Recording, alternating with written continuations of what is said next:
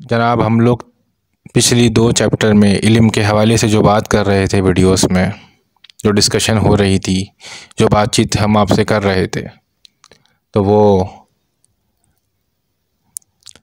उसी का एक और ये एक जुज़ है कि इल्म के ऊपर जो बात हो रही थी उसमें मौलाना जलालुद्दीन रूमी रहमतुल्लाह अलैह और शाह शम्स तबरेज़ी का भी काफ़ी तज़किरा हुआ। उसके अंदर दूसरे औलिया कराम का भी कुछ तज़किरा हुआ, कुछ बातें थीं, कुछ बातें पॉइंट आउट की गई थी उसके अंदर। तो उम्मीद है, यकीन है कि आप लोगों ने उन पॉइंट को नोट्स भी किया होगा।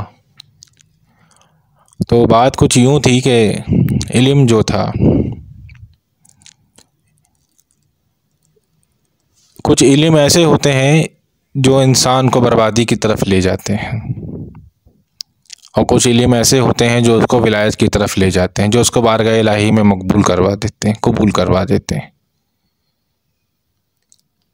अक्सर व बेशतर ये देखा गया है, प्रैक्टिकली हमने भी ये चीज़ देखी है कि इंसान जब बहुत ज़्यादा इबादत गुज़ार हो जाता है तो वो सातवें आसमान पे अपना दिमाग रखने लगता है। अनानियत का एक सही पहाड़ बन जाता है वो, या उसने बहुत ज़्यादा कोई इल्म हासिल कर लिया होता है, हाफिज़ बन गया, कारी बन गया, या आलिम बन गया, या मुफ्ती बन गया, तो वो फिर अपने अलावा किसी की नहीं सुनता। फिर वो कहता है कि जनाब हमें सब कुछ मालूम है, हमने कुरान को पढ़ा है, हमने हदीसों का मुताल्ला किया है, हमने तमाम किताबें पढ़ी हैं, हम आलिम हैं, हम मुफ्ती हैं। तो वो अपने आप को फिर कुछ समझने लग जाता है, और जिसने कुछ अपने आप को समझ लिया तो फिर उसके लिए बड़े मसले मसाइल खड़े हो जाते हैं। जो भी बात आपसे हो रही है इस वक्त पे, ये बात कुछ सूफीज़म और तसव्वुफ़ के हवाले से बात हो रही है, क्योंकि बेसिकली पहले भी आपको बताता चलूँ कि पहले भी मैंने आपसे ये बात कही थी कि जो हमारा मोटिव है, जो मकसद है वीडियोस बनाने का, वो ये है कि जो सच्चाई है, जो हकीकत है, वो लोगों तक पहुँचे और उजागर हो वो। चूँकि ज़ात सिर्फ़ एक ही की थी, एक ही की है और एक ही की रहेगी, वो है अल्लाह की ज़ात। तो नाम भी बुलंद सिर्फ़ उसी का है।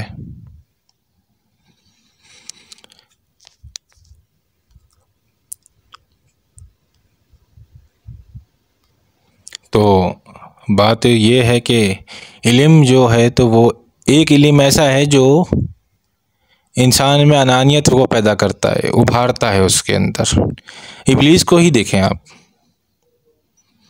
इब्लीस के अंदर क्या था? अनानियत थी। उससे बड़ा तो कोई इबादत गुजार नहीं था, उससे बड़ा कोई आलिम था? फ़रिश्तों का उस्ताद रहा है, ज़ाहिर सी बात है। फ़रिश्तों भी कोई मामूली तो मतलब हस्तियाँ नहीं है ना, अल्लाह की मखलूक हैं, वो भी बड़ा मकाम है। फ़रिश्तों में तो जिब्राइल अमी भी आते हैं, इज़राइल भी आते हैं, मिकाइल भी आते हैं, इसराफील अलैहिस्सलाम, तमाम फ़रिश्तों में और भी ना जाने कितने फ़रिश्ते हैं अनगिनत, सब आते हैं। वो सबका उस्ताद रहा वो। कितना इल्म था, कितना मकाम था, कितना मर्तबा था, लेकिन कहाँ से गिरा, क्यों गिरा, क्या वजह थी, क्या चीज़ थी जिसने उसको गिरा दिया? मौलाना रूम आप यही फरमाते हैं कि तुम्हारी रूह के लिए सबसे बड़ी जो बीमारी है, मर्ज़ है, वो यही है कि तुम खुद को कामिल समझने लग जाओ।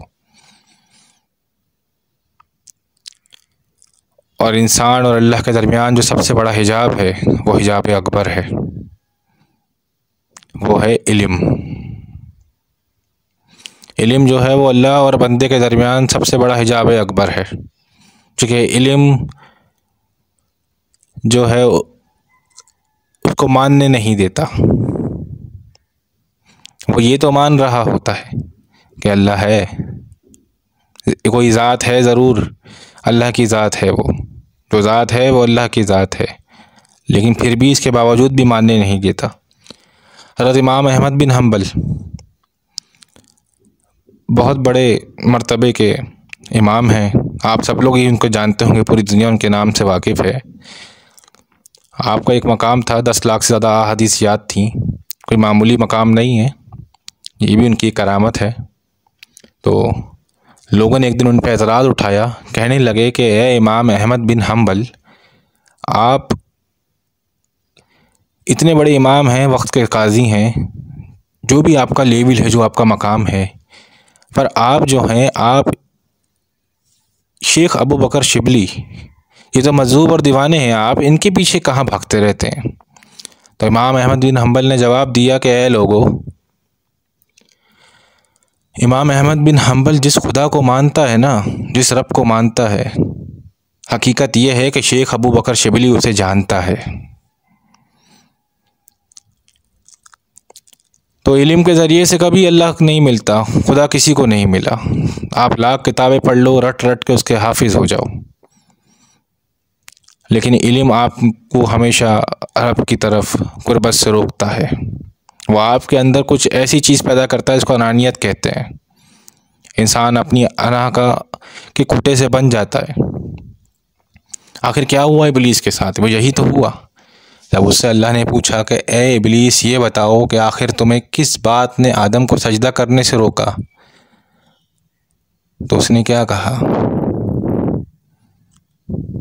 कि अना खैरुम आदम, कि मैं आदम से बेहतर हूँ। आ गया ना बेहतर माला मसला, आ गई अनानियत की बात। मकाम और मर्तबे फरिश्तों के उस्ताद से गिर के इब्लीस शैतान मरदूद हो गया। एक नुक्ते का हेर फेर था, महरम से मुजरिम हुआ ना, तो महरम से मुजरिम ना बन जाओ। इल्म वो हासिल करो जो तुम्हें कुर्बत इलाही और कुर्बत रसूल हुजूर नबी करीम सल्लल्लाहु अलैहि वसल्लम के करीब करे, कुर्बत इनायत अता हो। मौला अली सरकार पंजतन पाक घरानी की कुर्बत अता हो, वो इल्म की तरफ बढ़ो। और वो इल्म तुम्हें किसी किताबों से या किसी मदारिस से नहीं मिलने वाला। एक मिसाल दी जाती है, अक्सर मैंने सुना है ये मिसाल, कि अल्लाह अल्लाह करने से अल्लाह ना मिले। अल्लाह वाले होते हैं जो अल्लाह से मिला देते हैं। अरे भाई, कैसे मिला देते हैं? आखिर कौन सी ऐसी क्या चीज़ है उनके पास कि वो अल्लाह से मिला देते हैं? वो यही चीज़ है उनके पास कि वो मिले होते हैं तो मिला देते हैं। बायज़ीद बस्तामी रहमतुल्लाह अलैह बहुत बड़े बुजुर्ग गुजरे हैं। फ़रिश्तों में उनका, जिस तरह फ़रिश्तों में जिब्राइल अमी का ये मकाम है कि वो सरदार हैं उनके, इस तरह औलिया में इनका भी कुछ ऐसा ही मकाम है। आप फरमाते हैं कि मैंने अल्लाह ताला का दीदार 99 दफ़ा करा। ये तो उन्होंने 99 दफ़ा एक क्वांटिटी बताई, इसके अलावा ना जाने कितने मामलात से वो गुजरे होंगे। तो भाई, कोई भी औलिया, कोई भी वली जिनको आप मानते हो, आप किसी की भी हिस्ट्री उठाओ, किसी न किसी किताबें हुए हैं। असल जो यहाँ पे औलिया से बात है, वो असल में आपका या मेरा या किसी का भी शेख की तरफ इशारा हो रहा है। ये पीरो मुर्शिद की तरफ इशारा हो रहा है ये, क्योंकि शेख जो है वो कोई मामूली हस्ती नहीं होता। ए नबी करीम सल्लल्लाहु अलैहि वसल्लम, इनसे कह दो कि जिन हाथों पे इन्होंने बैत करी है वो हाथ हमारे हैं। तो अल्लाह ताला किसी की ज़बान बन जाता है अपने मुकर्रब बंदों का, किसी के हाथ बन जाता है, वो जिससे बोल सकते हैं वो ज़बान बन जाता है, वो कान बन जाता है जिससे वो सुन सकते हैं। पूरा होल्ड इख्तियार उसका अपना होता है सब।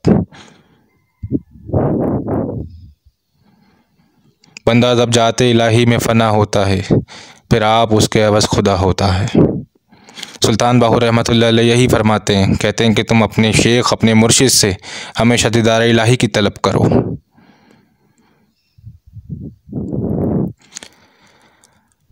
वो इल्म गधे पे लादे हुए सामान की तरह है, जिसको हासिल करने के बावजूद भी तुम्हें दीदार इलाही हासिल ना हो।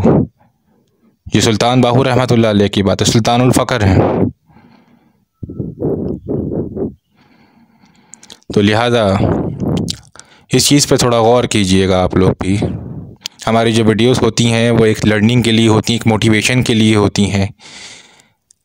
सूफ़ियत को, जो असल सूफ़ीज़म है, जो असल सूफ़ियत है, उसका मकसद बयान करने के लिए होती हैं, हकीकत से आगाह करने के लिए होती हैं।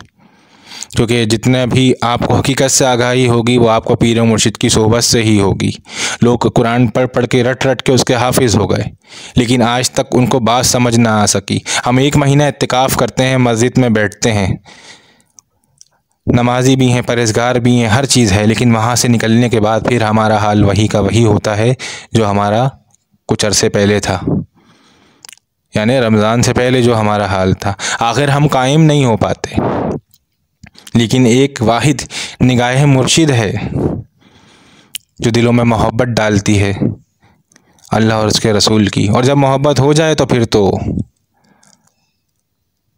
सुभान अल्लाह, फिर क्या कहने। मोहब्बत में किया हुआ अमल और डर के किया हुआ अमल दोनों में फ़र्क होता है। बातों पे गौर कीजिए, हमारे साथ बंधे रहिए।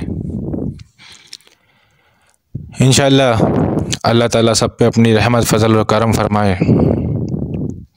वासिफ़ अली वासिफ़ रहमतुल्लाह अलैह आप यही फ़रमाते हैं, एक आखिरी बात करूँगा। आप यही कहते हैं कि तुम लोग इल्म के ज़रिए और किताबों के ज़रिए खुदा को ढूंढ रहे हो।